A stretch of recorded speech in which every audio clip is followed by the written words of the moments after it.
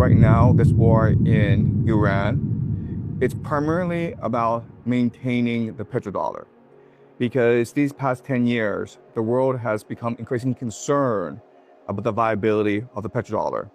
Right now, the United States is $39 trillion in debt. The United States, right after the Russians invaded Ukraine, froze over $200 billion in Russian assets, which makes the world question the legitimacy as well as the credibility of the US financial system. Because if the Americans can weaponize the US dollar against the Russians, they can weaponize the US dollar against everyone. So after that, you saw this massive exodus from US treasuries. And right now, China is establishing the gold corridor. So BRICS is trying to create alternatives to the petrodollar. But for the Americans, the petrodollar is the very basis of their empire. And quite honestly, it's the objective of their empire. So the United States right now is in a fight tooth and nail to protect the petrodollar. What this basically means is to use its naval supremacy, its control over strategic choke points, maritime choke points, to control trade access, and basically force nations to depend on US resources. So we saw that the United States in January attacked Venezuela, and now it's attacked Iran.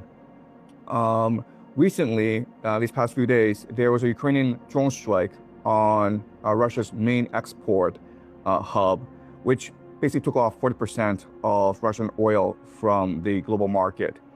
And so Europe and East Asia are now forced to depend on the United States, North America, for energy. And right now we're seeing a pivot from Europe and East Asia over to North America. And so that's a strategy in place where the United States basically wants to take off Russian GCZ oil and force the world to buy from the United States, which protects the petrodollar. But what we know from history is that this sort of hubris will lead to a backlash, and it will lead to the world unifying against America eventually, because quite honestly, America used to be the policeman of the world, and that's become the pirate of the world. And so maybe in the short term, you will see the strategy working out, but definitely in the long term, you will see the world becoming much more aggravated by this piracy.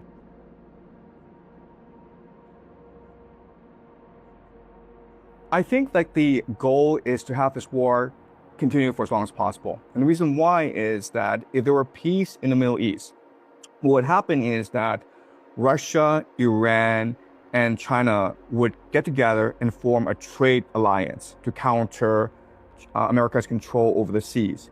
And this trade alliance could extend easily into Europe, into Africa. This is what McKenna calls the heartland thesis, right? Where America and Britain, the way for them to maintain their empire is by controlling maritime navigation. And the great concern is that a power would emerge in Eurasia to unite the heartland and basically negate Anglo-American naval power. And so this war in Iran cannot stop. If it stops, then Russia could achieve its north-south trade corridor, and China could implement its Belt and Road initiative. And given the how America is starting to behave, then I think that Europe, the Middle East, Africa would happily join this trade alliance and basically try to ignore the Western Hemisphere and Britain. And so there's no way that America will cede Iran and leave Iran alone. It's going to send in ground troops to create as much chaos as possible and try to disrupt the Belt and Road initiative.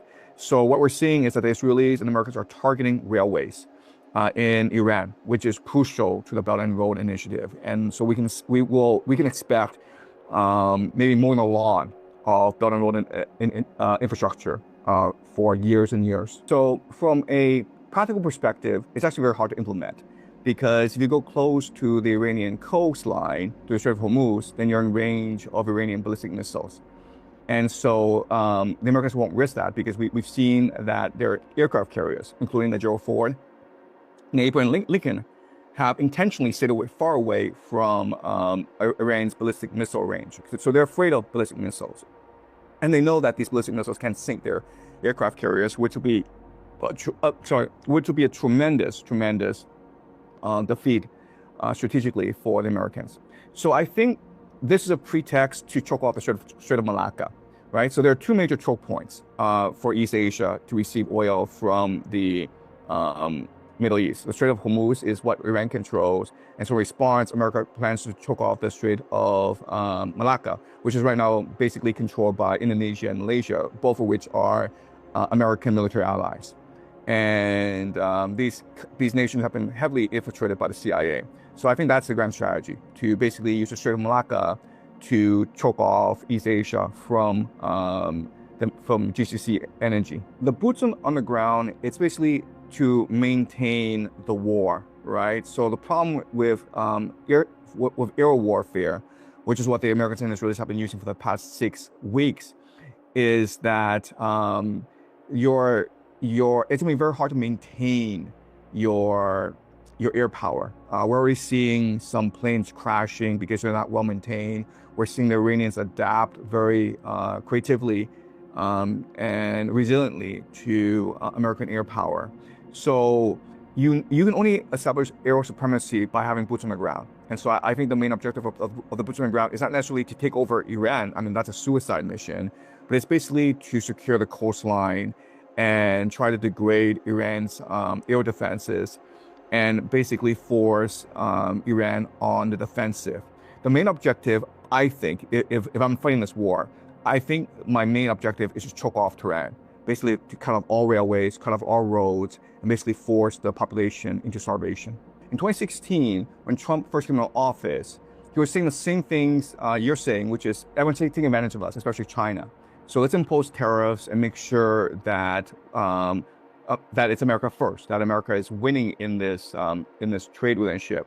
But after Trump left office, Biden came in with the Democrats and they institutionalized his policies, okay? So in the first Trump administration, a lot of it was personal, especially his tariff war against China.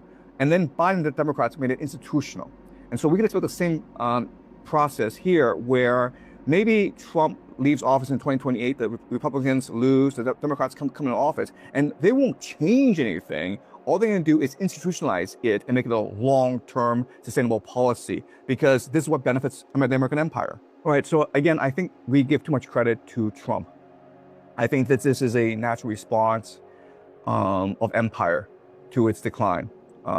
Historically, empires have never gone quietly into the night.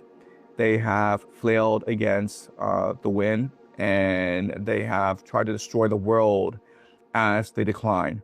And so we can see much more hubris. We will see much more thuggery and piracy from America with or without Trump. And so I think we're in a situation because of the limitations of Chinese strategic thinking. So when China built the Belt and Road Initiative, which was proper, which was a good strategy of trying to secure resource independence from the United States, the problem was that when these Chinese ships went to collect commodities from overseas, they were escorted by the U.S. Navy. When they came back, they were escorted by the U.S. Navy. It was the U.S. Navy that guaranteed the protection of Chinese trade. And it never occurred to Chinese policymakers that one day, one of these days, America could be like, why don't we just steal the cargo, you know? Why are we escorting these Chinese ships around the world? Why don't we steal it? And so it never really occurred to Chinese policymakers of this possibility.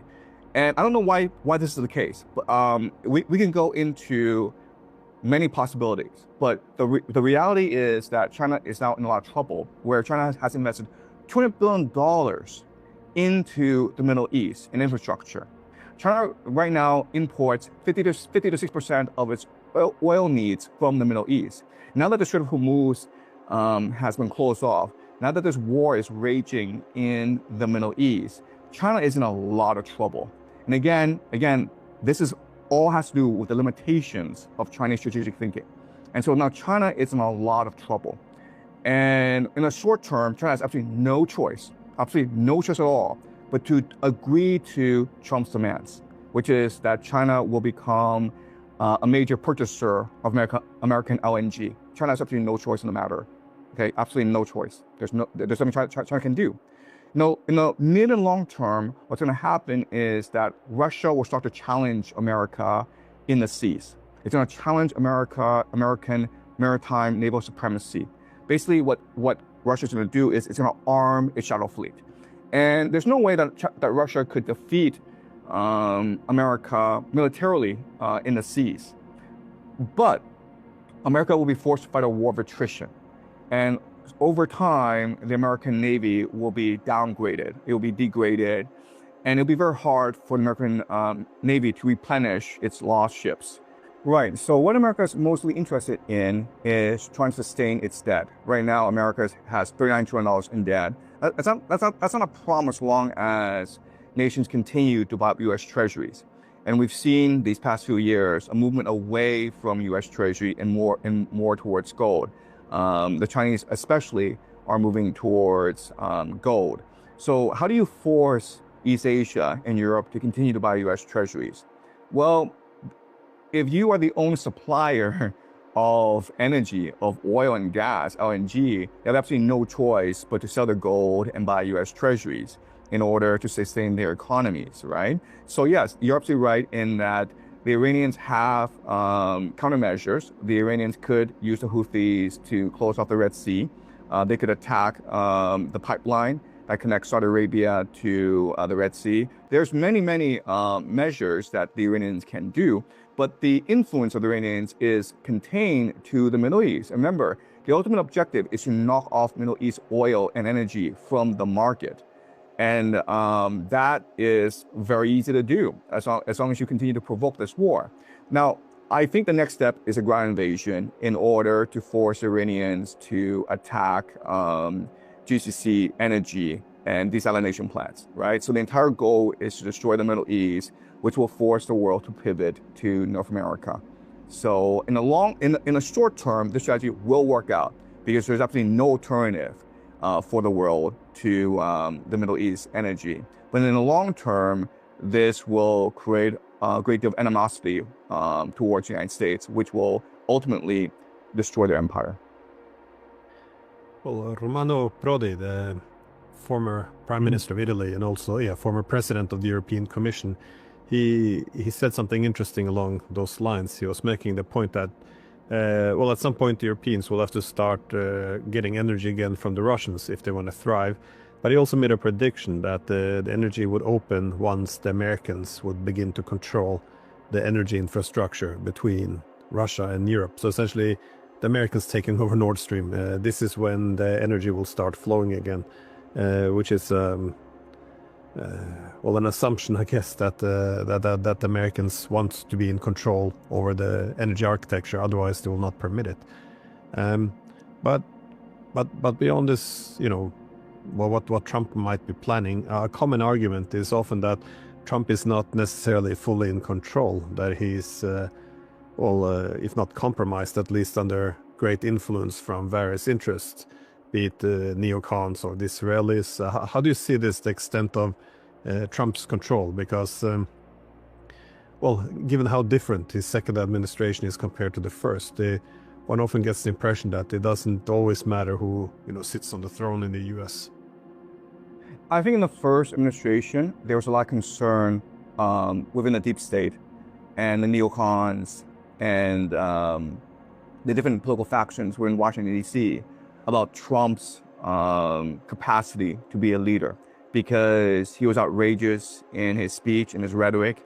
The Europeans were very much concerned about Trump. Trump started this trade war with China that was hurting the global economy and it was hurting American consumers.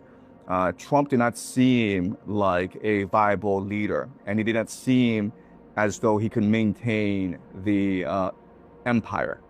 And people felt that if he stayed in office longer, the Europeans would drift away, China would drift away, the entire world would drift away, and American hegemony would die.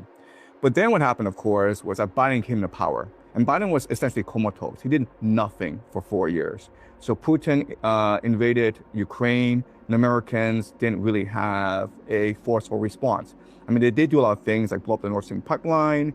They sanctioned Russian energy. They removed Russia from the SWIFT system. They froze $200 billion in Russian assets. They did a lot of things, but none of these things were actually useful. And the empire decided that regardless of what we feel about Trump, he is forceful. He will act. Whereas Biden and the Democrats may not act because essentially they're a bunch of pussies. And so the decision was made to reinstate Trump in 2024. And that's why we are here today. So Trump is an agent of empire. He is doing what the empire requires, okay? And so what happened before, during the unipolar moment, basically from 1991 up to today, was that America had a lot of goodwill, and it was able to achieve the consent of the world, mainly by co-opting the global elite, right? So all these elites in Europe, in Russia, in China, they were mainly concerned about engaging as much corruption as possible so that they can basically transfer their ill-gotten gains into America. And this system worked really well for the elite for a long, long time. But obviously these nation states were not very happy with the state of affairs. That's why you saw the rise of Putin in Russia and the rise of Xi in China, because there was a lot of concern among the nationalists that America was hollowing out these countries, and they were completely right in the matter. So now you're seeing a direct challenge to American empire. And so the only challenge is you don't have the consent of these nation states, then you must use force to enforce your empire within these nation states. And so before the American military was used in order to guarantee peace in the Pax Americana, it was used to guarantee international trade. They were the policemen of the world in order to maintain the rules-based national order. And now that Russia and China and other nations are questioning the legitimacy of the rules-based national order, what Trump is doing is he is transforming the military, the American military, from a police force into a pirate force in order to extract tolls from the world. So we are in this situation because Trump's first strategy was to use tariffs on the world, right? To force the Europeans to pay tariffs to the American empire. But the Supreme Court struck that down because they said that the executive branch does not have the authority to enforce tariffs. Only Congress does. So Trump's like, well, you know what? If you won't let me enforce tariffs, and I'll just enforce tolls, okay? I'll make the world pay tolls in order to have trade around the world. And that's why we're seeing the Americans deploy one-third of the Navy into the Caribbean to block trade into the Western Hemisphere. That's why we're seeing this war in Iran to block off the world from Middle East energy. And that's why we're seeing right now the U.S. Navy basically boarding Russian Shadow Fleet tankers, basically stealing Shadow Fleet tankers. And we'll see more of this as the months go by. So I think that the real war is actually not between the United States and Iran. I mean, the real war is between the globalists and the nationalists, right? So in the United States, it'd be a war between the financial elite, as represented by the city of London and Wall Street, versus MAGA and America First. And so what Trump wants to do is basically transition America from an empire into something called a technate, which is the idea of a greater North America, right? So move away from the world and just focus on consolidating greater North America, taking over Canada, taking over Greenland, taking over Mexico, taking over Cuba, Venezuela, Colombia, Honduras, Nicaragua. Okay, so these countries that Trump has been pissing off for the past few months. Okay, but the grand vision is to transition America into greater North America and become a continental fortress that sells resources to the rest of the world, because the rest of the world is at war and is in desperate need of both fertilizer and energy. And so Trump really sees NATO as part of the deep state, as part of the globalist class. And so he's using this war as a pretext to sever relations with NATO. Basically, Trump would be perfectly happy if NATO were to go into Ukraine and be absolutely massacred by the Russians. That would solve a major headache of his. So yes, there is this war going on between the United States and Iran, but we have to forget that we should not forget there's also a shadow war going on between the globalists and the nationalists in America. This is also why Washington, D.C. is supportive of Trump's war, because the globalists want Iran to be humbled. They want Iran to be destroyed so that they can extend the hegemony of the empire. And they think that Trump is a useful idiot, a puppet, in order to achieve this goal. And that's why the Democrats have not stopped him. You know, there was recently, 2 weeks ago, No Kings protests in the United States, millions of people. And like, you were allowed to say no kings, but you were not allowed to say no war, right? You would think like that people would be much more governized by an anti-war settlement than they are by like an anti-tyrant settlement. But during the protests, which were organized by Democratic lobby groups, which were very pro-Zionist, you are not allowed to voice any anti-war settlement.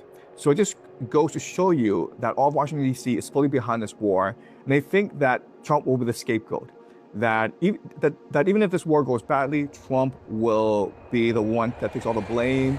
The Republicans will be wiped out in the midterms, and then Democrats can steamroll back in office in 2028. And then they can implement a globalist agenda and destroy MAGA once and for all. So right now, the United States' main adversary is not China. It's really Russia. Because Russia is the only country that has the resources, the political will, and the territorial integrity in order to challenge American hegemony. And so right now, America's major concern is Russia. And this war against Iran is really seen as a way to counter Russia's aggression in Ukraine. Basically, once Russia went into Ukraine, America has absolutely no choice but to attack Iran in order to counter Russia's possible control over the heartland.